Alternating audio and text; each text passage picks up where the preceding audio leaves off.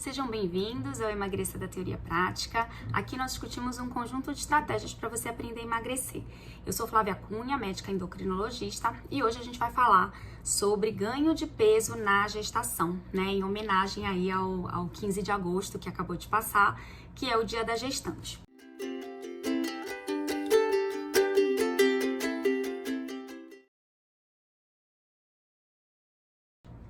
Então, olha só, eu tive essa ideia, né, na verdade, coincidentemente, passou o Dia da Gestante agora, mas eu tive essa ideia de falar sobre isso porque eu tava lendo um artigo que tava discutindo por que a mulher jovem ganha peso, né, durante a vida. Então, quais são os momentos cruciais que fazem a mulher jovem ganhar peso.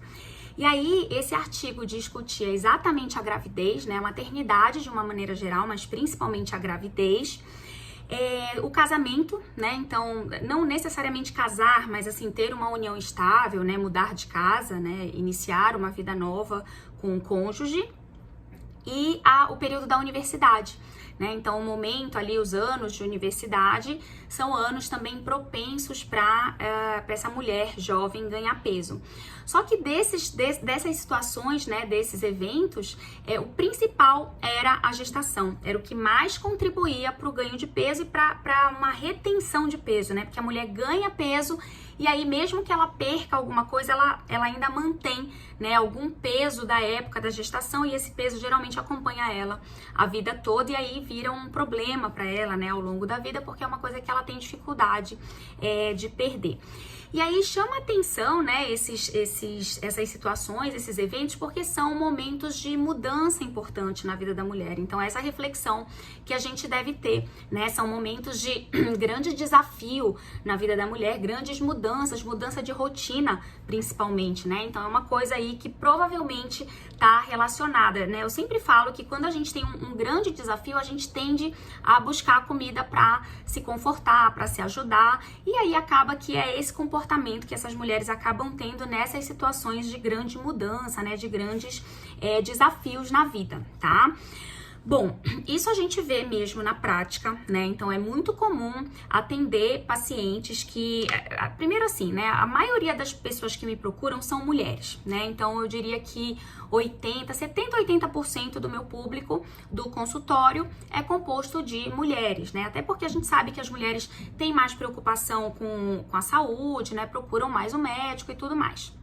Então, dessas mulheres, eu diria também que a grande maioria me procura para emagrecer. Claro que eu tenho, né, pacientes com diabetes, pacientes com problemas de tireoide, com outros problemas hormonais, mas a grande maioria é para emagrecer, né? Ele busca o tratamento médico objetivando perda de peso. E aí, quando a gente vai conversar com essas mulheres, fazer a anamnese, né, conversar, tentar entender por que essa mulher ganhou tanto peso, geralmente tem uma história associada à obesidade. Então, é muito frequente a paciente relatar pra gente que ela começou a história dela de ganho de peso na época da gestação, né? Algumas relatam, fazem essa associação com a universidade, inclusive eu tenho meninas jovens universitárias, né, que me procuram porque ganharam muito peso nos primeiros anos de faculdade e aí já querem tentar perder esse peso, mas o que é mais frequente é atender mulheres já na fase de 40, 50 anos que relatam, né, que o ganho principal de peso foi na fase de gestação, né? Foi na fase em que elas engravidaram.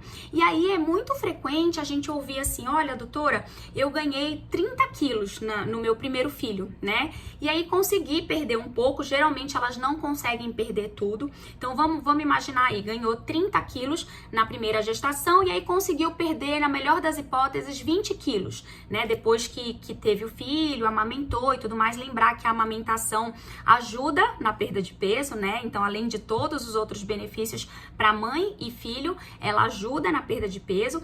Mas vamos imaginar aí que essa paciente fictícia tenha perdido 20 quilos dos 30 que ela ganhou. Então, quer dizer, ela já começa a vida materna dela, né? A nova vida dela, sendo mãe, com 10 quilos a mais do que ela tinha até então, né? Então, é isso que a gente chama de retenção de peso, né? Então, veja que já é uma situação difícil, né?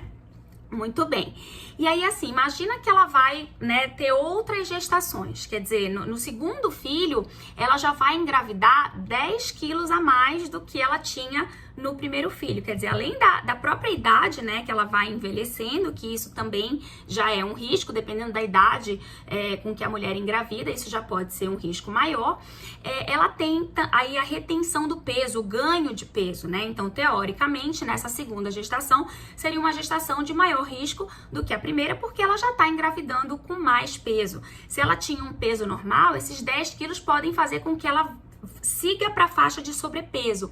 Se ela já tinha um sobrepeso na primeira gestação, esses 10 quilos a mais podem levar ela, de repente, para uma faixa de obesidade, né? Então, isso já representa, tanto o sobrepeso quanto a obesidade, já representam um risco maior para essa mulher que vai engravidar novamente, né? Então, lembrar aí que não é só o quanto ela ganha de peso que é importante, mas também o IMC, quer dizer, o índice de massa corpórea com o qual ela engravida. Isso é muito importante, a gente vai ver lá na frente, né? Bom, agora, de forma bem interessante aqui, vamos tentar imaginar por que essas mulheres ganham tanto peso nessa fase de gestação. Então, a primeira coisa que eu anotei aqui para discutir com vocês é a própria questão psicológica, né? Então, assim, imagina, né? Uma mulher engravidou, ela tem as mudanças hormonais da própria gestação, ela tem as mudanças psicológicas, né? Ela tem a responsabilidade que ela sabe que ela vai ter de criar, tanto de gerar quanto de criar uma criança, né? Então, quer dizer, mesmo que seja uma gravidez muito desejada, é um momento de grande desafio psicológico, de grandes mudanças psicológicas para essa mulher, né? Então, ela acaba buscando a comida para tentar se acalmar, né? É um pouco ali do comer emocional, é um pouco da ansiedade ali transformada num comer emocional. O que é o comer emocional? É quando a gente come para tentar ou abafar um sentimento, né, uma emoção, ou para tentar modificar essa emoção, né? Então ela não vê outras ferramentas, ela não vê outras estratégias para trabalhar esse sentimento, e aí ela acaba buscando a comida. Acaba sendo muito fácil você buscar a comida para confortar num momento ali de ansiedade, de medo do que está por vir, vamos dizer assim, né? Então, esse é o primeiro ponto que eu queria discutir com vocês. Então, a própria mudança psicológica, né? Imaginando mudança de rotina, mudança da dinâmica. Então, isso tudo influencia no comer, né? Transformando ali, provavelmente, num comer emocional. Tem a situação também dos desejos da grávida, né? Então, isso é bem interessante. A gente ainda nem entende exatamente por que acontecem esses desejos, né? Se eles são fisiológicos, qual é o motivo, né, deles aparecerem.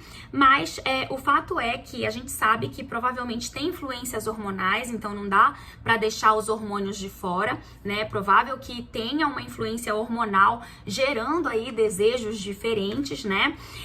A gente sabe que a grávida tem mudança tanto no paladar quanto no olfato, tá? Então, isso acaba gerando mudanças de preferências alimentares, né?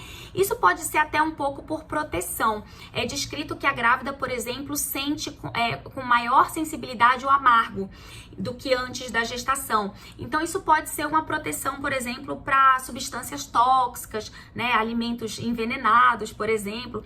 Então, isso seria uma forma de proteção. O fato é que ela vai sentir diferente alguns alimentos, por exemplo, o café, né? Ela pode ter maior sensibilidade, achar ele muito, né, muito forte, mais amargo do que o normal, e acabar rejeitando, acabar mudando um pouco as preferências alimentares durante a gestação. E isso pode fazer com que ela tenha preferências por alimentos mais doces, alimentos mais ricos em caloria, rico em gordura, rico em açúcar, e isso pode contribuir também para o ganho de peso.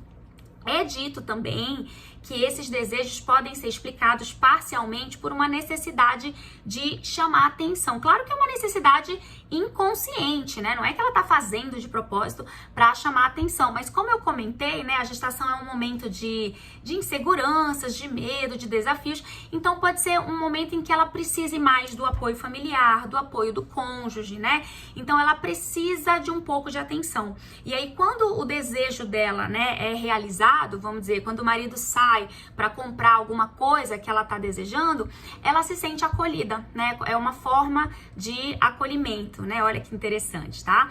Agora, claro, né? Dentro desses desejos, tem aqueles desejos esquisitos, né? Já ouviram falar que tem mulher que deseja comer areia, comer tijolo, comer parede? Então, isso já é um sinal preocupante, né? Isso já pode ser uma deficiência de alguma vitamina, de algum mineral importante. Então, nesse caso, é fundamental uma investigação com alguns exames para ver como é que tá a saúde dessa grávida, tá? Bom, outra coisa que contribui também, que pode contribuir para o ganho de peso, são as náuseas e vômitos. Já ouviram falar, né, que as grávidas têm náuseas e vômitos. Elas têm essas náuseas e vômitos principalmente no primeiro trimestre. Tem algumas grávidas que mantêm esse padrão até o final da gestação, mas a grande maioria tende a melhorar depois dos primeiros 3 meses.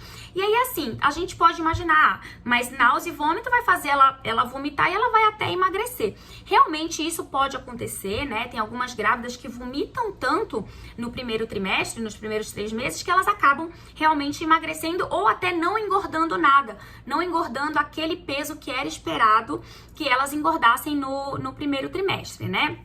Mas olha só, vamos imaginar, quando a grávida tá com o estômago vazio, ela tende a ter mais esse mal-estar, ela tende a sentir mais a náusea, né, ter mais vontade de vomitar, e aí ela aprende que se ela come alguma coisa, esse mal-estar melhora. Então, quer dizer, ela sabe que quando o estômago dela começar a ficar vazio, que ela começar a sentir aquele mal-estar, é só ela comer que ela melhora. Então, veja que ela vai começar a ter o comportamento de comer toda hora para não sentir o mal-estar, né? E aí ela pode acabar engordando porque ela tá comendo toda hora. Ela tá comendo muito mais para não sentir o mal-estar do que por fome real, né? Não chega a ser uma fome real fisiológica, mas ela come para proteger do mal-estar, tá? Então, o aumento da frequência da ingestão pode levar ao ganho de peso na grávida. Lembrar que essas náuseas, esses vômitos, eles tendem a melhorar com alimento seco, né? Então, é uma dica aí, né, para as grávidas que estão sofrendo com isso, alimento seco, tipo biscoito, né? Biscoito água e sal, biscoito maisena, isso tende a melhorar. Frutas cítricas aliviam também e alimentos gelados, né? Tipo gelo, né? Já ouviram dizer, né, que a grávida chupando gelo para melhorar o enjoo. Só que algumas, ao invés de chupar o gelo, vão fazer o quê? Tomar sorvete, né? Picolé. Então, já são coisas mais calóricas que aí vão contribuir para o ganho de peso, tá? Então, é mais um fator aí que pode contribuir para a grávida engordar mais do que o esperado, né? A gente vai conversar o que é o esperado daqui a pouquinho. Outra coisa que contribui também, que eu acho que contribui muito, inclusive, são as crenças, né? As crenças que a grávida tem, que na verdade são mitos, mas que ela acredita naquilo e aí ela acaba agindo conforme aquilo que ela acredita. Então, por exemplo, uma clássica é o comer por 2, né? Outra clássica que tem um pouco a ver é assim, ela achar que ela precisa comer para o bebê ficar forte, né? Eu preciso me alimentar, eu preciso comer para eu poder dar leite pro meu bebê crescer, né? Nascer forte, nascer saudável. Então, claro que tem um pouco dessa relação, isso é um pouco verdade, porque a gente sabe que as mulheres que têm baixo peso, né? Que têm desnutrição, elas não conseguem muitas vezes gerar um bebê totalmente saudável, né? Então, essa desnutrição influencia diretamente o bebê.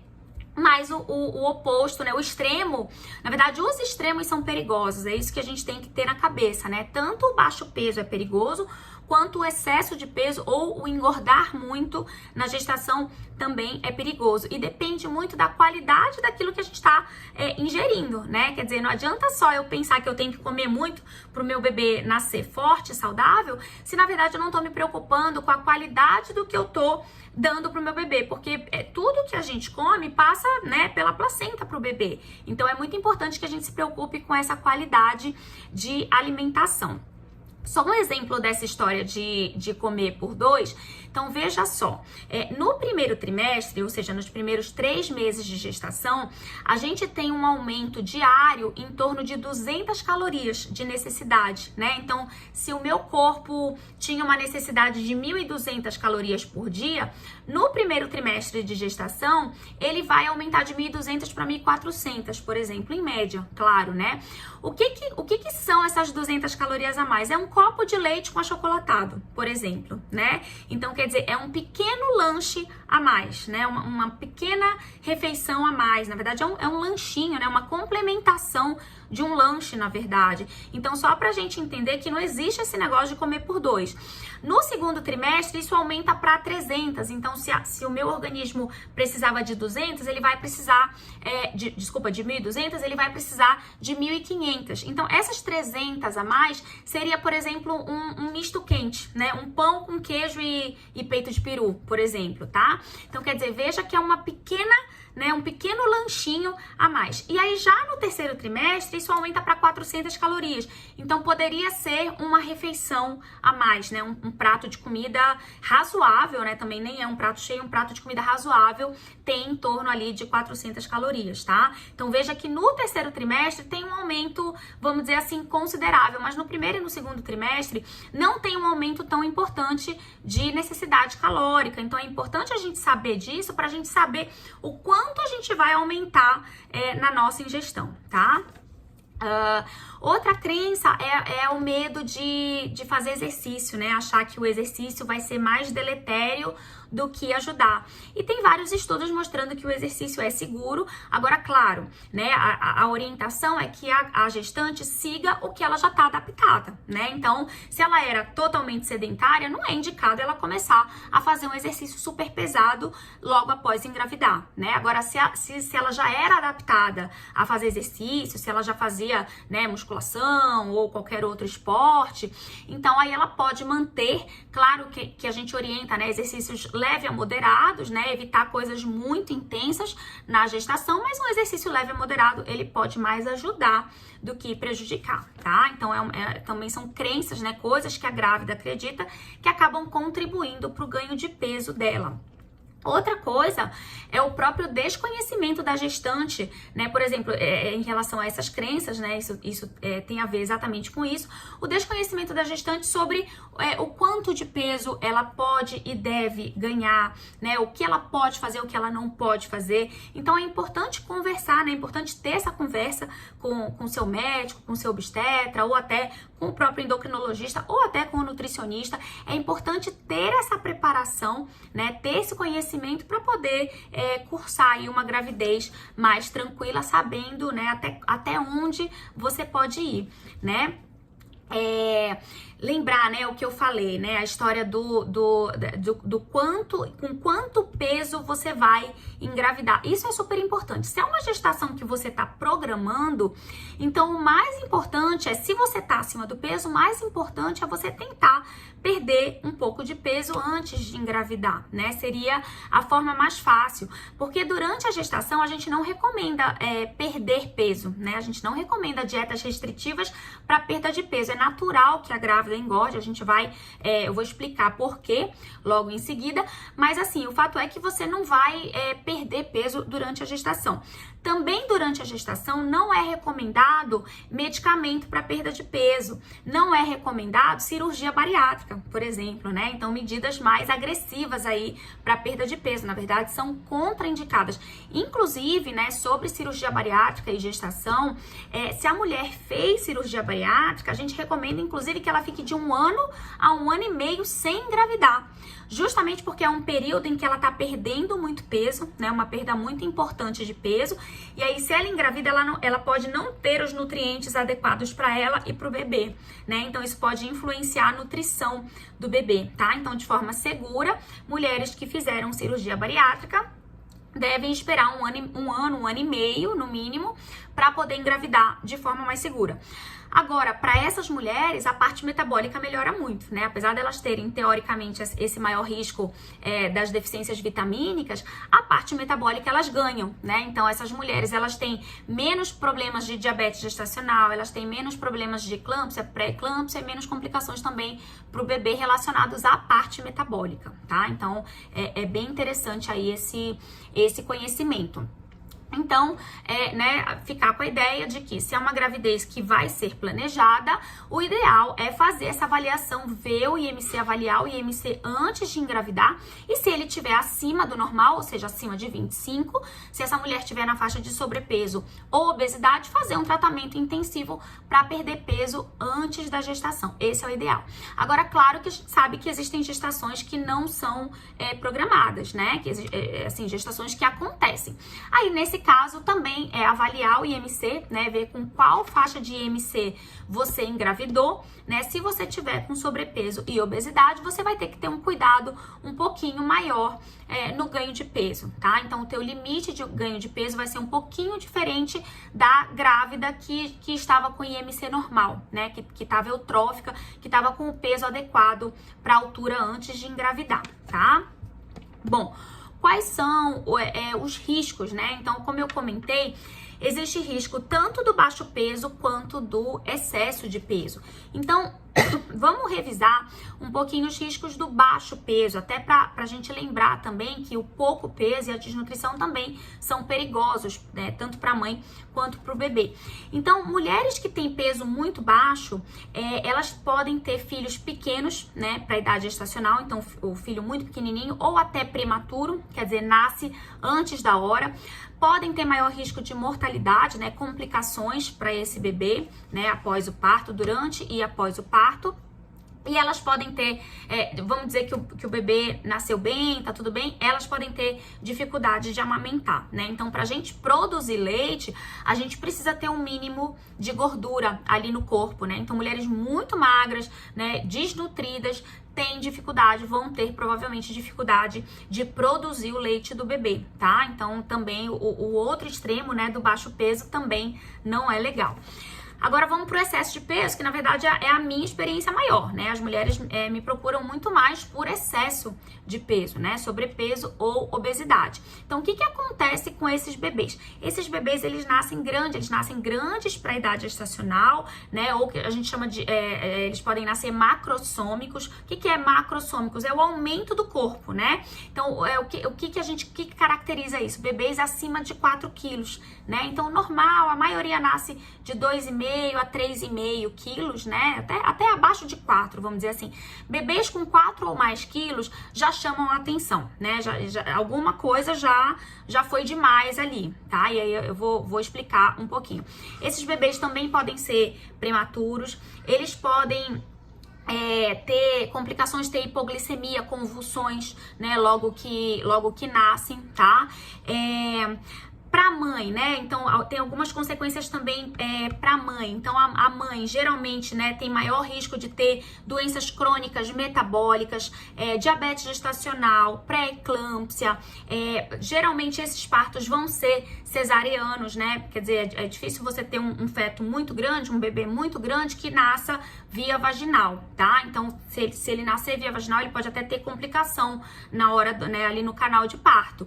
Então, geralmente, são cirurgias que são partos que acabam evoluindo para o parto cesariano.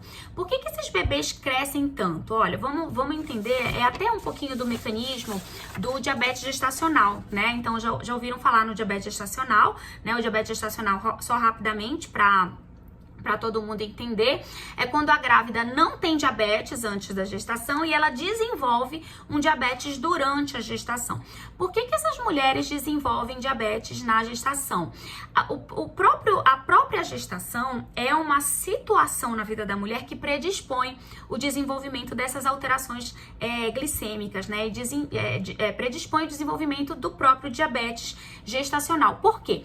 Porque é o seguinte, a mãe, ela precisa ter facilidade de enviar a glicose para o feto, né? Quer dizer, a prioridade ali é a formação, o crescimento, o desenvolvimento saudável do bebê, do feto. Então, o próprio organismo, de forma muito inteligente, ele meio que desvia a glicose da mãe para o feto, né? Para poder ajudar o feto a crescer. Só que para fazer isso, ele cria uma certa dificuldade nos tecidos da mãe de absorverem glicose, justamente para fazer esse desvio, né? E aí, para mulheres que não conseguem produzir a insulina necessária para responder a essa dificuldade do tecido, essas mulheres acabam desenvolvendo o diabetes gestacional. E aí, assim, as mulheres que comem demais, né, engordam demais, ingerem muito alimento muito calórico, muito doce, muita gordura, com pouco nutriente, o que que acontece? Esse excesso de glicose que ela tá ingerindo, além de fazer mal para ela, porque vai sobrar no organismo dela, também passa direto pela placenta pro bebê. É como se ela dá tanta glicose pro organismo dela que tem muito pro bebê e tem muito para ela, entende?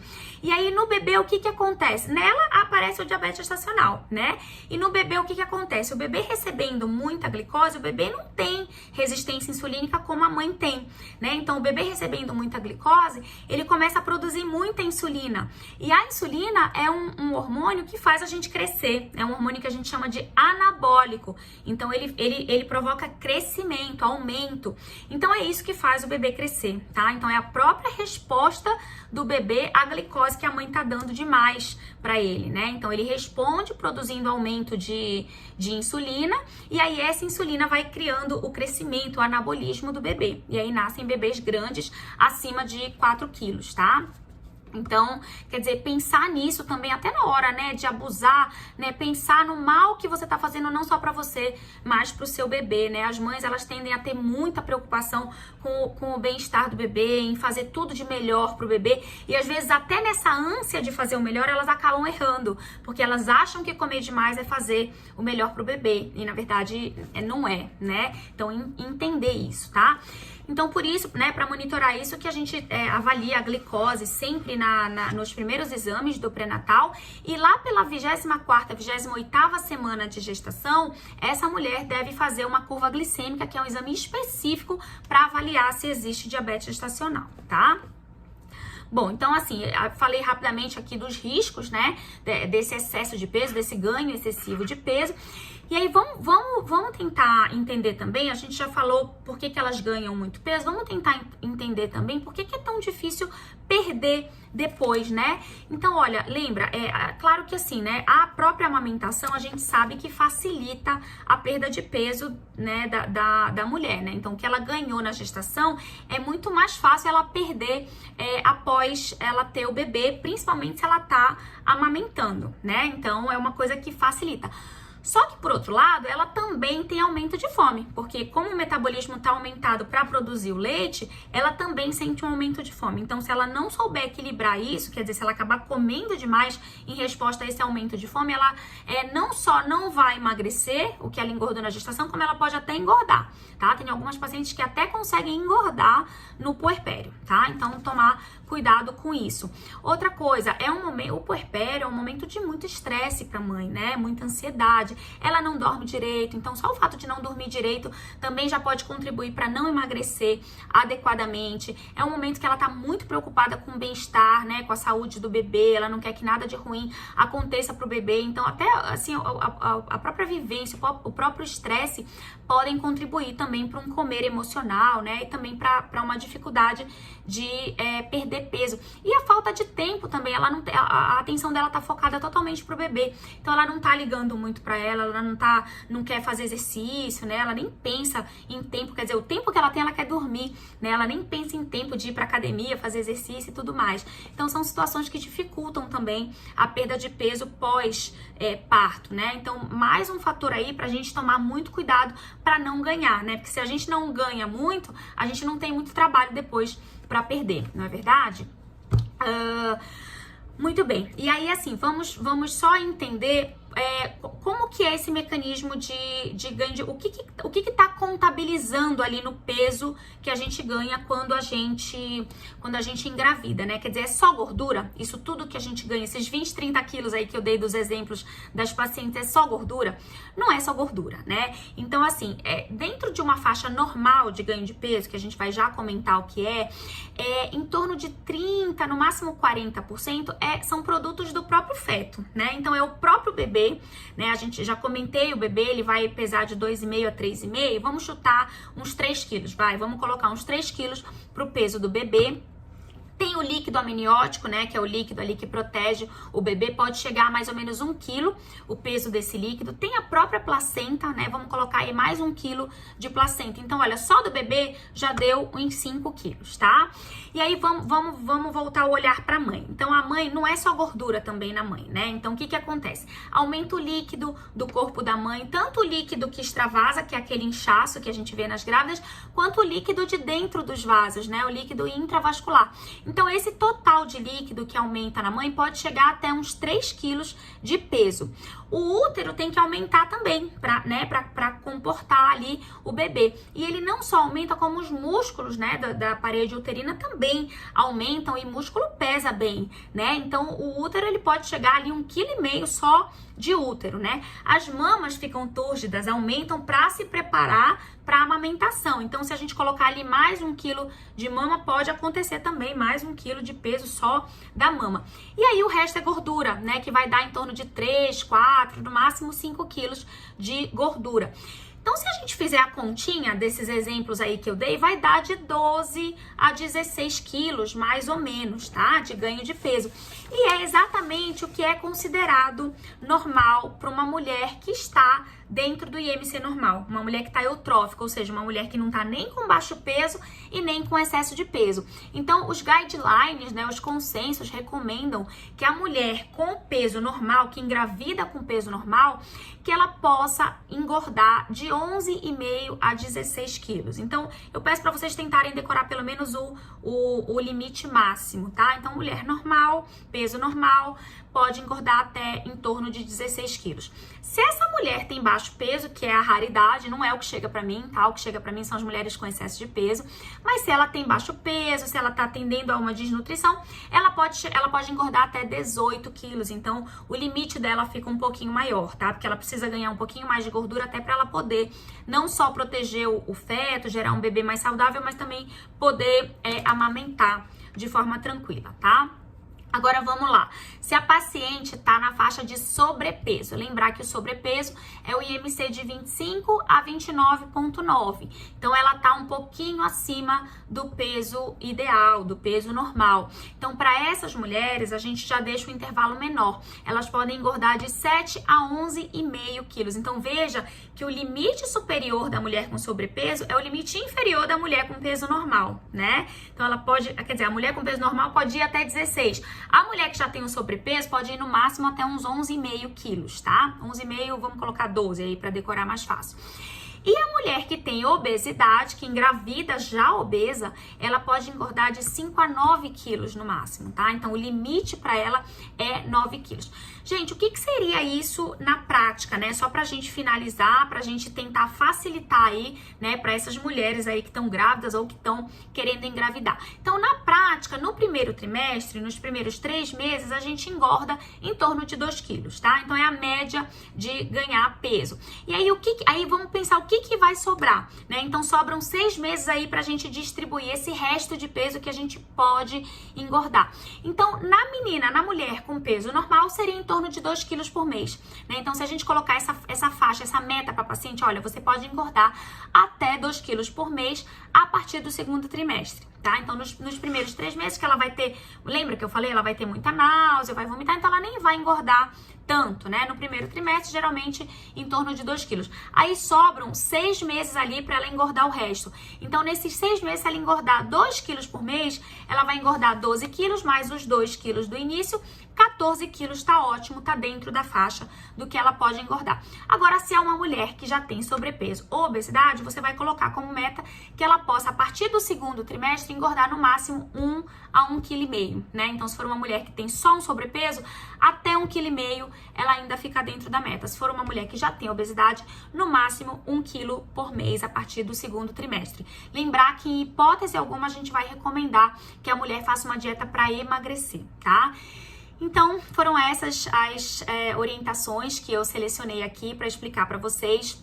Se você que tá vendo esse vídeo não tá grávida, não tá mais na idade de engravidar, ou ainda não tá pensando em engravidar porque tá muito nova, mas se você conhece alguém que tá grávida, ou alguém que tá querendo engravidar, que tá se programando para engravidar, manda esse vídeo, compartilha, porque eu acho que pode ajudar muita gente aí na fase de gestação, tá certo? Um beijo, até a próxima!